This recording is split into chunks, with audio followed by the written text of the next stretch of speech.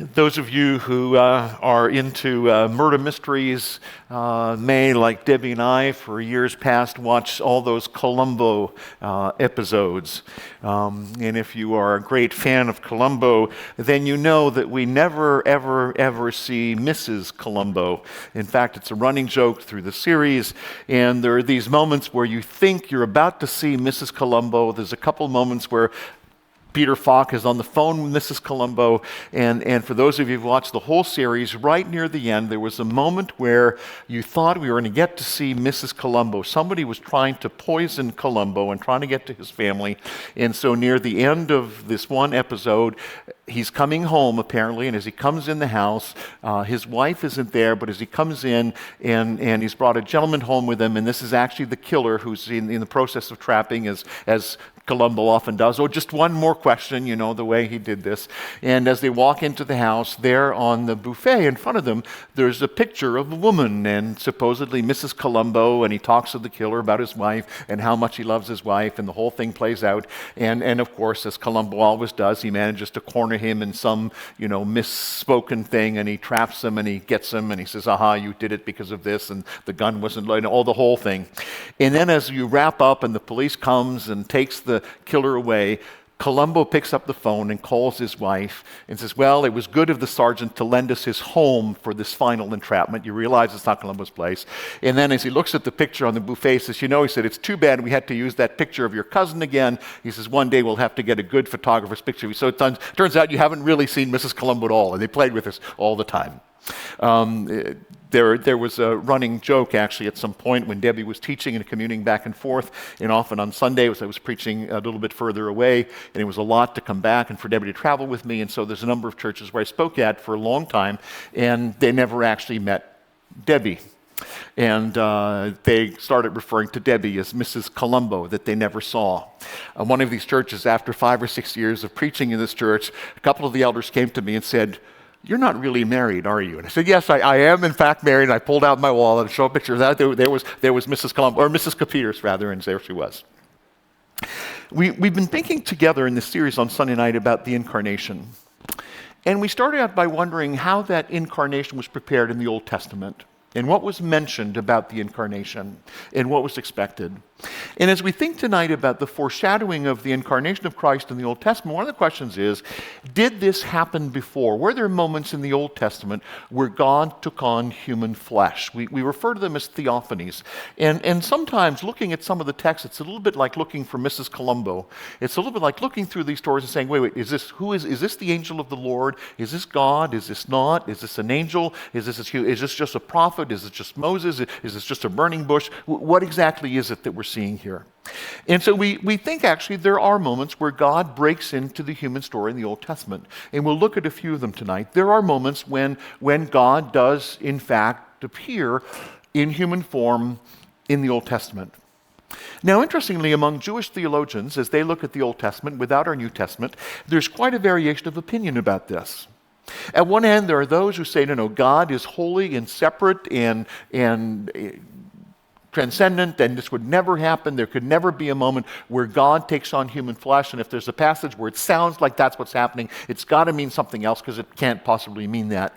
And surprisingly, at the other end of the spectrum, there are a couple of Jewish scholars who actually say that God loves his people and cares for his people so much, and they look at what God did with Adam and Eve in the garden, the way he talked to them and spoke to them, was connected, and they said it's only a matter of time before God tries to do it again, before God tries to be as close to us as he was to Adam and Eve. And many of these Jewish theologians say it was only a matter of time before somewhere in the Old Testament God took on human form just to dwell among us, to be close to us. So there's that whole variety of opinion among Jewish scholars. Terence Freedom actually goes pretty far. He says that there is no such thing for Israel as a non-incarnate God. He says, in contradiction to many of the other gods who keep their distance, who keep away, the God that they worship as Jews is a God who cares for the orphan, cares for the widow, who's close to the alien, who has a heart for his people, who keeps coming in close to his people, who would set up the tent of meeting as a place where he could meet with his people. And Freedom goes a little further than most theologians, but many of them agree that there's something in the heart of God that just has this driving desire to be with us, to be proximate, to be as close to us as possible. And so we're going to look at a few of those moments in the Old Testament. And before we do that, I want to throw out the three technical terms for tonight. I think these are the only three technical terms I'm going to use tonight. And one of the three of these you know. A couple of times, as we've spoken together on Sunday evenings, I've referred to an anthropomorphism. And an anthropomorphism comes from two words, the word anthropos, which is the word for man, and morphe, which is the word for form. So there are moments where God is described or seen as having human forms. Now sometimes that's only literary. Sometimes that's only descriptive. So we speak about God bending his ear to listen to us, and that doesn't mean that God necessarily physically has an ear. We speak about the fact that God's arm is not too short to save, and that's not a comment about God actually having an arm and how long that arm is. We understand that. But there are moments where in literal case, we think God takes on human form. That's an anthropomorphism. And the second word is close to it. And theologians have started using these three words now together, anthropomorphism, in something they call an anthropopraxism, from the word practice. These are moments where God does something that appears to be a very human thing. In one of the texts we're going to see tonight, God comes to see Abraham, and his feet are washed, and he eats. And he sits next to Abraham, and he has a conversation. In another text, he's going to wrestle with Jacob. There are moments where it's not so much that God takes on a human form, but God does something that's very human. And then the third one we refer to as an anthropopathism. This one is a little trickier. In this one, you have to remember there are moments in the scriptures where God says something like he regrets having done something. And you go, wait a minute. If God regrets something, does that mean he's made a mistake that he's sorry about? No. God doesn't make mistakes. So there are moments where God expresses his emotions in terms that you and I can understand, in close proximity to the way we would express our feelings. And so in the text that we'll look at tonight, we're going to see all three of them. Some anthropomorphisms, moments where God seems to take on human form. Anthropopraxisms, moments where God does things that seem very human. And anthropopathisms, moment where God seems to feel things the way we feel them. Now, I want to warn you, hang on to your hats tonight. I'm going to quickly hop, skip, and jump through several hundred years of history and dozens of Old Testament books, and we want to do a quick landscape survey of those moments in the Old Testament where we think we've got moments where God appears in human flesh. We're going to touch down really quickly, and I'll see if the team at the PowerPoint can keep up to me here. First text is Genesis 12. This is the first time in the Bible that God is said to appear to someone. Now, in the garden, God spoke to Adam and Eve, and there's that expression we saw last week. They heard him rustling in the grass. They heard his footsteps coming to them in the garden, but it doesn't say that he appeared to them. And then in Genesis 6, that's the text with Noah's Ark. There was this conversation that God has with Noah. And if you remember the old comedian's sketch, Noah, build me an ark. What's an ark? And then God used this moment of... But after that, in Genesis 12, this is the first moment that the text uses the word appear. Now the Lord said to Abram, notice still Abram, go from your country and your kindred and your father's house to the land that I will show you, and I will make you a great nation, and I will bless you and make your name great so that you will be a blessing. I will bless those who bless you, and him who dishonors you I will curse, and you all the families of the earth shall be blessed. So Abram went as the Lord had told him, and Lot went with him. Abram was 75 years old when he departed from Haran. And Abram took Sarah his wife, and Lot his brother's son, and all the possessions they had gathered, and the people that they had acquired in Haran, and they set out to go to the land of Canaan. When they came to the land of Canaan, Abram passed through the land to the place at Shechem, to the oak of Moreh. At that time, the Canaanites were in the land. Then the Lord appeared to Abram and said, to your offspring I will give this land. So he built there an altar. Now I want you to notice the difference between that and what happens in verse 1. In verse 1, the Lord said to Abraham, was that a dream? Was that how did God speak to him? We don't know. The same way maybe that you and I sometimes feel that God speaks to us. But there's something different between what happens in verse 1 and what happens in verse 7, because he uses a different verb. In verse 7, the Lord doesn't just speak to Abraham. It says the Lord appears to Abraham. It's not just his voice anymore. Verse 1 makes it sound like Abram somehow heard God speaking. But verse 7 says there was some kind of manifestation, something physical, visual, tangible that Abram saw. And this sets a pattern, certainly in the life of Abraham. Genesis 17, we skip ahead about 24 years. When Abraham was 99 years old, the Lord appeared to Abram and said to him, I am God Almighty, walk before me and be blameless. Again, he appeared that I may make my covenant between me and you and may multiply you greatly. Then Abram fell on his face, and God said to him, behold, my covenant is with you, and you shall be the father of a multitude of nations. No longer shall be called Abram, but your name shall be Abraham. Here again, the Lord appears. Abraham sees something. Now, the next two encounters will have a marked difference. So far, the biblical text has just used the word appeared. In the next two occurrences we've got, the Hebrew text is actually going to describe God with the word that the Hebrew text normally uses for man, very similar to the word that's used for Adam when he's described. And it's going to do something really peculiar for the Old Testament. This only happens in two places of the Old Testament where a character, a person who's identified as Lord in one part of the text, is then referred to as being a man. It seems to be God in human form. Genesis 18. Again, Abraham. His name is changed this time. And the Lord appeared to him, Genesis 18, verse 1, and the Lord appeared to him by the oaks of Mamre, and he sat at the door of his tent in the heat of the day. He lifted up his eyes and looked, and behold, 3 men were standing in front of him. Now, this is very tangible. This is not in a dream. Abraham knows where he is. He's by the oaks of Mamre. His tent is pitched there. He's sitting at the entrance of his tent. And as he sits there, these 3 men appear. That seems to be filling out what he says in verse 1, that the Lord appears to him. Apparently, one of these 3 men is the Lord. When he saw them, he ran from the tent door to meet them and bowed himself to the earth and said, O Lord, if I found favor in your sight, do not pass by your servant. Let a little water be brought, and wash your feet, and rest yourselves under the tree, while I bring a morsel of bread that you may refresh yourselves, and after that you may pass on, since you've come to your servant. So they said, do as you've said. And Abraham went quickly into the tent to Sarah and said, quick, 3 seahs of fine flour, knead it and make cakes. Now, I don't advise this as a way to speak to your wives, gentlemen. This is an unusual circumstance here. If God ever shows up for supper, you can speak this abruptly to your wife, okay? But apart from that, you want to be a little softer.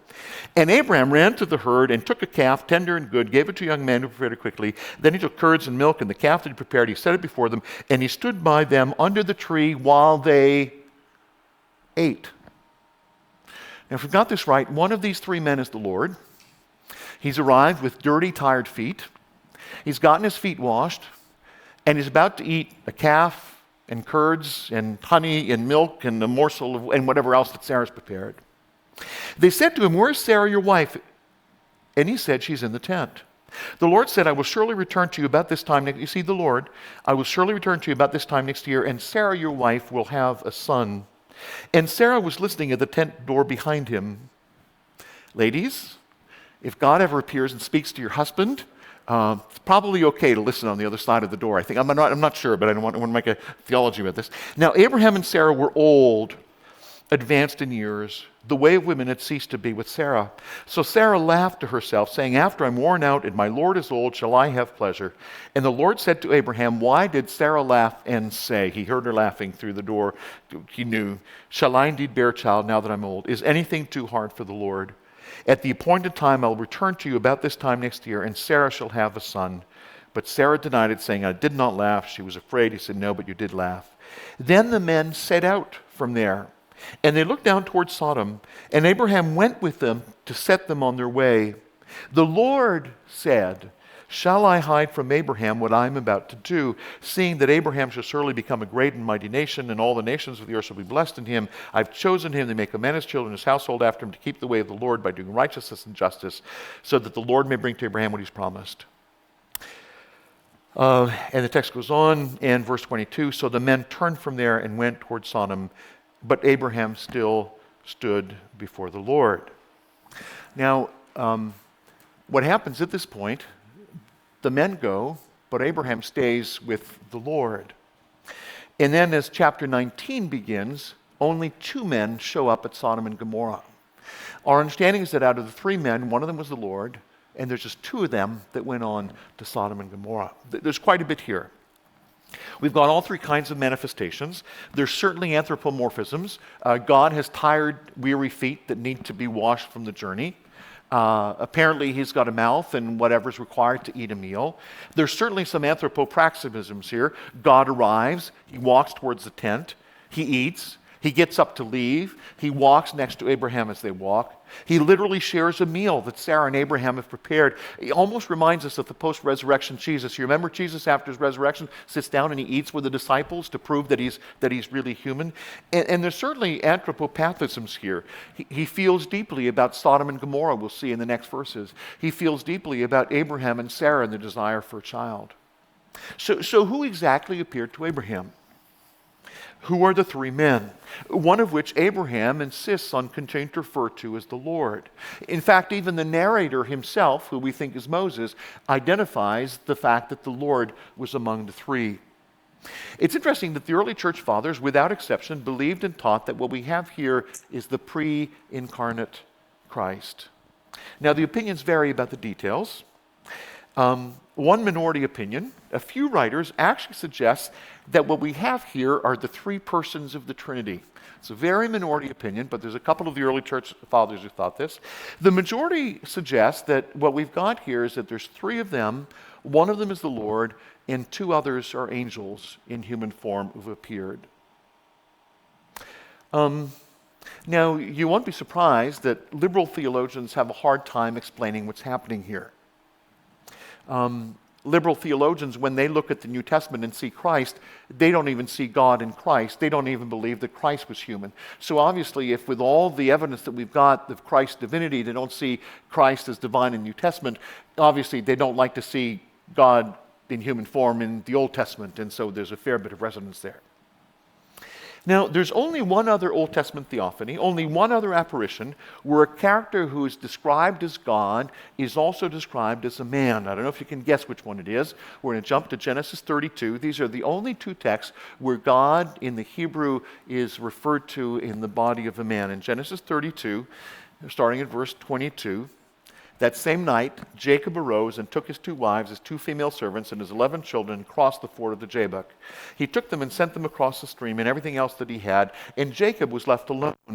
And a man, it's a Hebrew word for man, and a man wrestled with him until the breaking of the day.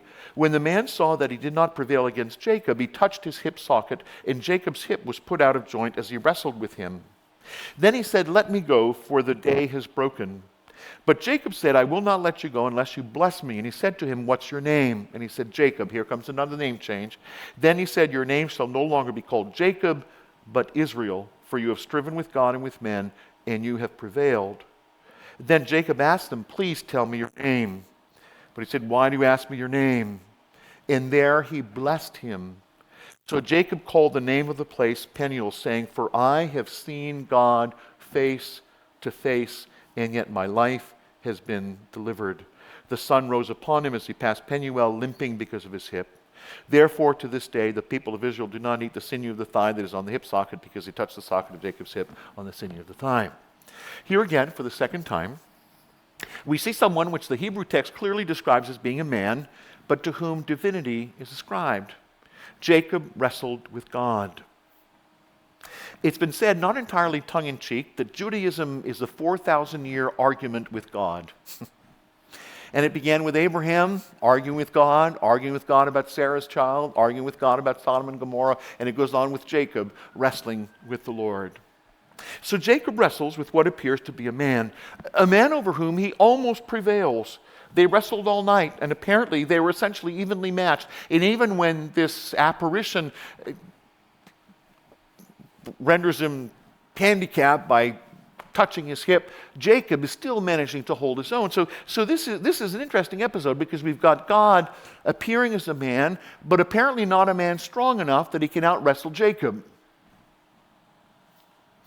There's an interesting text in Hosea 12 that refers back to this moment that describes the scene as well. There's a little tricky phrase in the middle that refers to an angel here, but we believe it's the angel of the Lord. This is Hosea 12, verses 3 to 5. It talks about Jacob. And in the womb he took his brother by the heel, and in his manhood he strove, or he wrestled with God. He strove with the angel and prevailed. He wept and sought his favor. He met God at Bethel, and there God spoke with us. The Lord, the God of hosts, the Lord is his memorial name. The Lord is his name forever. So those are the two moments in the Old Testament. Those are the only two clear moments in the Old Testament where we've got a person that's identified both as God and as the Lord. Now, it struck me funny at first. I thought, of all the moments when God would take on human flesh, why these two moments? Well, they're not trivial moments. The first apparition, of course, is the moment when God chooses the lineage of Abraham and changes his name to Abraham. There's a significant event there. The second moment is that moment when Jacob is no longer Jacob, when Jacob becomes Israel and becomes the father of the nation of Israel with that name change. And then there are other moments where we see the embodiment of God that are not as striking as this do, but they certainly are significant moments. In Exodus 3, we looked at the text last week. In Exodus 3, Moses approaches the burning bush, and God speaks to him from within the burning bush, not in human terms, but as an apparition. Then in Exodus 24, another very significant moment, the giving of the law on Mount Sinai. And this has a really interesting anthropomorphic touch here. Exodus 24, verses 9 to 11. Then Moses and Aaron, Nadab and Abihu, those are the two sons of Aaron, and 70 of the elders of Israel went up, and they saw the God of Israel. Listen to this. There was under his feet, as it were, a pavement of sapphire stone, like the very heaven for clearness. And he did not lay his hand on the chief men of the people of Israel. They beheld God and ate and drank. They saw God, and there was under his feet a pavement like sapphire stones. I don't know what God looked like when they saw him, but apparently he had feet at least, because under his feet there was this pavement that looked like clear stones. And then when God reveals himself to Moses on the mountain, Exodus 33, I won't read the whole text. You remember this one. God appears to Moses, and Moses asks to see God's glory, and God says, you can't see my face. I'm going to hide you in the cleft of the rock as I go by. I'll put my hand over your face, and you'll see me from behind. Now, we don't know. It appears that God had a hand. God had fingers to place over Moses' face. And as God went by, what is it that Moses saw? Did he see the back of God's head? Did he see the back of his heels as he walked by? And then there's a rebuke to Miriam and Aaron in Numbers 12. Miriam and Aaron start complaining about their brother Moses, and basically, as siblings sometimes do, they say, yeah, well, who made you the big boss? We're all three brothers and sisters. We all grew up together. Who said you should be the one who calls all the shots? And God is a little upset at Aaron and Miriam. And it says that he meets them, and in verse 5 of Numbers 12, and the Lord came down in a pillar of cloud and stood at the entrance of the tent. And it uses the word there for somebody standing. It's not just that the pillar of cloud came and stopped there. He uses the word for standing on your feet, on your legs. So we don't know what kind of an apparition it was, but it was more than just the cloud. God was standing there. And then there's the apparition of the angel of the Lord to Joshua. You remember? Joshua gets the apparition of the host of the Lord's army. And then there's Gideon in the book of Judges that we saw last Wednesday night. And then there's little Samuel, little boy sleeping in the temple, and he hears God. He never sees God, but he hears him, and the voice calls out, Samuel, Samuel, speak, your servant listens. You remember that whole thing from Sunday school class? And then finally the last one, the last person in the Old Testament, the last person to whom we are told the Lord appeared in the Old Testament, King Solomon, 1 Kings 3. The Lord appears to Solomon and says, what do you want? And you remember, Solomon doesn't ask for riches, doesn't ask for popularity, doesn't ask for fame. He asks for wisdom to judge the people. Solomon, then, is the last one to whom the Lord appears in the Old Testament. Now, the prophets have a unique relationship with God. There's moments, three of them, Isaiah, Hosea, and Amos, all have moments where they see something of the vision and the glory of God, like Isaiah's vision in the temple. But those are the only moments, those that we've seen are the only moments in the Old Testament where we have these theophanies, these apparitions where it appears that God has come in to human flesh. So what are these apparitions? Are they just physical manifestations of God? Are they a hallucination? Are they, what do you call them, holograms? Are they holograms or are they actual? Well, I think not, because they certainly, the man who came to see Abraham, he ate. He had tired feet that were washed by a servant.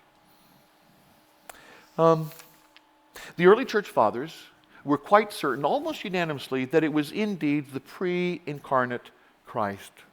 And from their time on, a long line of biblical scholars have unpacked this. There's been a bit of tweaking over time. There's a growing and intriguing line of research into Hebrew theology that's trying to understand whether the Jews from the Old Testament had started to build a sense of the Trinity.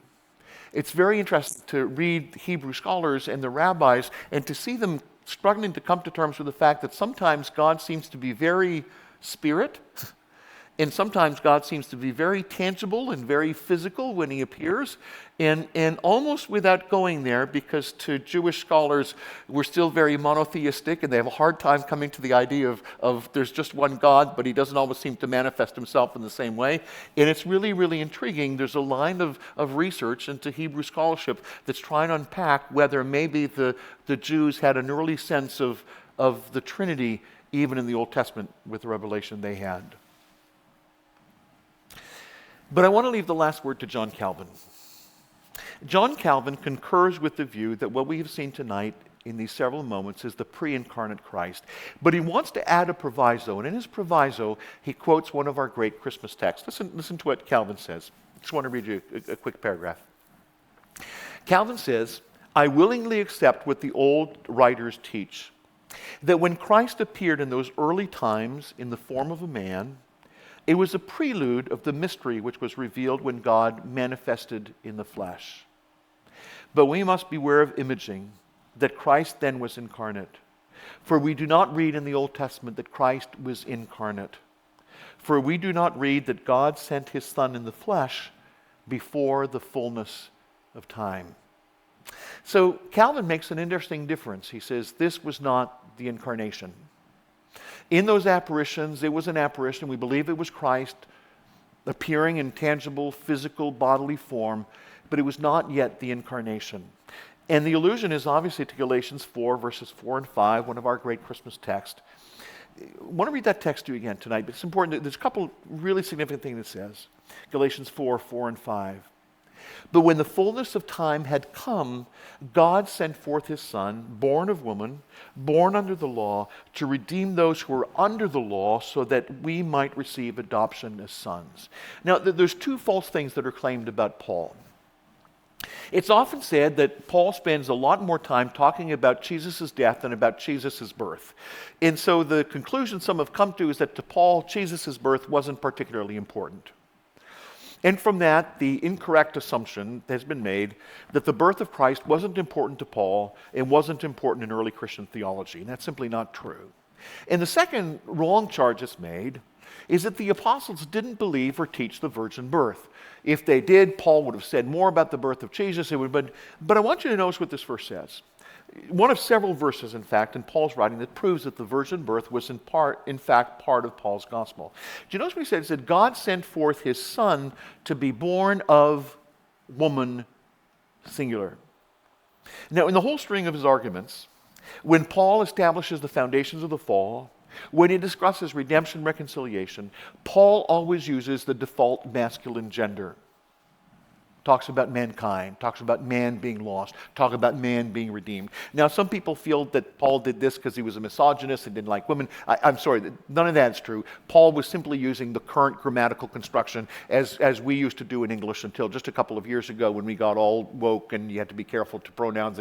But Paul is using the male gender as neutral, as is typically done in grammar. Except there's a few times where in the text he intentionally, very intentionally, breaks to the feminine, including here, where pointedly Paul does not say that God's Son was born into mankind or that God's Son was sent forth to be a descendant of Adam.